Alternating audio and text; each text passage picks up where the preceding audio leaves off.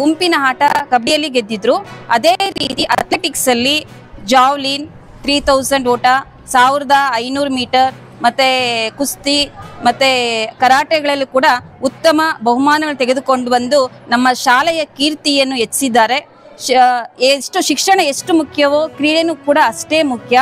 ಕ್ರೀಡೆಯಲ್ಲಿ ನಾವು ರಾಷ್ಟ್ರೀಯ ಅಂತಾರಾಷ್ಟ್ರೀಯ ಮಟ್ಟದಲ್ಲಿ ಭಾಗವಹಿಸಿದ್ದೇ ಆದರೆ ನಮಗೆ ನೇರವಾಗಿ ಪೊಲೀಸ್ ಇಲಾಖೆಗೆ ನೇಮಕಾತಿ ಮಾಡ್ಕೋತಾರೆ 3%.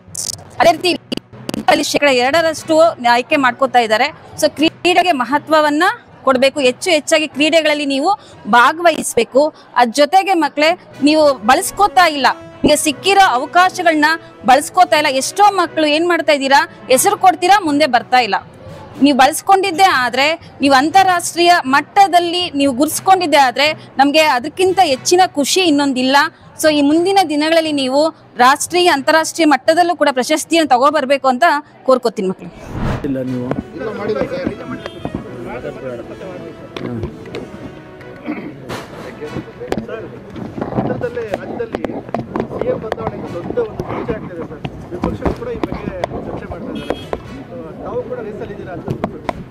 ಅದ್ರ ಬಗ್ಗೆ ನಾನು ಯಾವುದೇ ಪ್ರತಿಕ್ರಿಯೆ ಕೊಡೋದಿಲ್ಲ. ಅದು ಅನವಶ್ಯಕ ಅಂತ ಅನ್ಸುತ್ತೆ ನನಗೆ.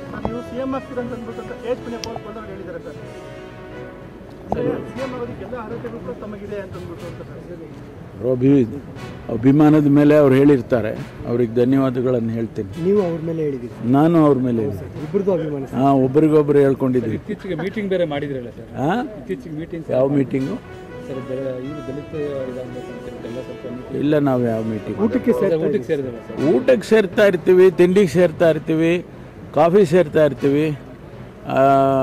ಅಂದರೆ ಇದನ್ನೇ ಚರ್ಚೆ ಮಾಡ್ತೀವಿ ಅಂತ ಅಲ್ಲ.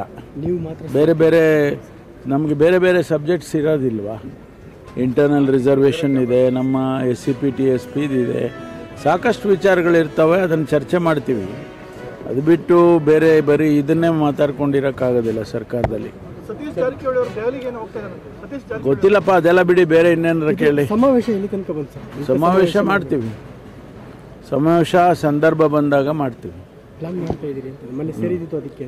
ಮಾಡ್ತೇವೆ, ಅದರಲ್ಲಿ ಏನು ವಿಶೇಷತೆ ಏನಿಲ್ವಲ್ಲ. ಎಲೆಕ್ಷನ್ಗೆ ಮುಂಚೆ ಮಾಡಿದ್ವಲ್ಲ, ಚಿತ್ರದುರ್ಗದಲ್ಲಿ SC/ST ಕಾನ್ಫರೆನ್ಸ್ ಮಾಡಿದ್ವು, ಅದೇ ರೀತಿ ಮಾಡ್ತೀವಿ.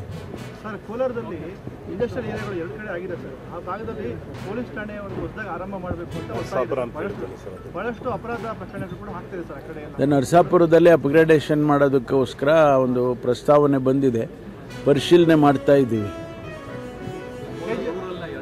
ಆಮೇಲೆ KGFನಲ್ಲಿ ಒಂದು IRB ಇಂಡಿಯಾ ರಿಸರ್ವ್ ಬೆಟಾಲಿಯನ್ ಮಾಡ್ತೀವಿ, ಸದ್ಯದಲ್ಲೇ ಅದಕ್ಕೆ ಅಡಿಗಲ್ ಹಾಕ್ತೀವಿ. ಅದು ಎಲ್ಲ ಪ್ರಸ್ತಾವನೆ ಬಂದರೆ, SP ಅವರಿಂದ ಪ್ರಸ್ತಾವನೆ ಬಂದರೆ ಅದನ್ನು ಪರಿಶೀಲನೆ ಮಾಡ್ತೀವಿ. ಅದು ನ್ಯಾಷನಲ್ ಪೊಲೀಸ್ ಕಮಿಷನ್ ಅವ್ರದ್ದು ಗೈಡ್ಲೈನ್ಸ್ ಇದ್ದಾವೆ. ಆ ಗೈಡ್ಲೈನ್ಸಿನ ಒಳಗಡೆ ಬಂದರೆ ಅದಕ್ಕೆ ಕನ್ಸಿಡರ್ ಮಾಡ್ತೀವಿ.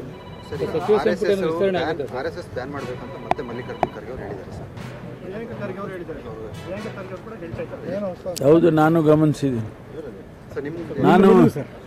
ಗಮನಿಸಿದ್ದೀನಿ ಅವ್ರ ಹೇಳಿಕೆಗಳನ್ನ ನಾನು ಕೂಡ ಗಮನಿಸಿದ್ದೀನಿ. ಯಾವುದು ಆಗುತ್ತಾ ನಿಮಗೇನಾರ ಮಾಹಿತಿ ಬಂದಿದೆಯಾ? Thank you.